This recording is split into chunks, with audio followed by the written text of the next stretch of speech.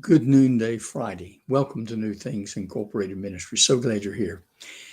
Folks, listen, this day is a day of wonderful blessings of the Lord.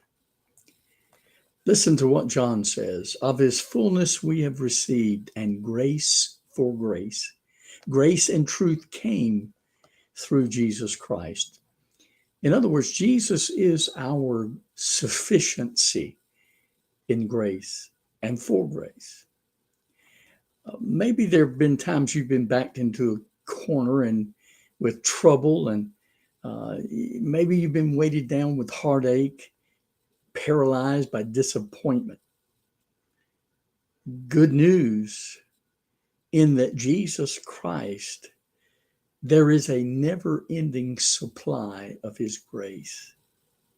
God told the Apostle Paul when he prayed for the thorn in the flesh to be removed, my grace is sufficient for you, for my strength is made perfect in weakness. The Apostle John described God's sufficient grace as grace for grace in John 1. In order to understand that concept, imagine standing on a sandy shore watching wave after wave come in. And just as each wave replaces another, we experience grace for grace, wave after wave of grace when we follow Christ. That's a good illustration.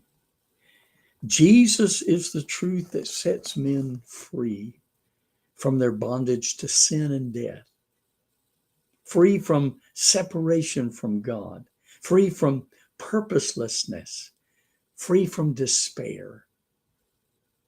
Jesus is the way, the truth, and the light. We cannot know God apart from Jesus.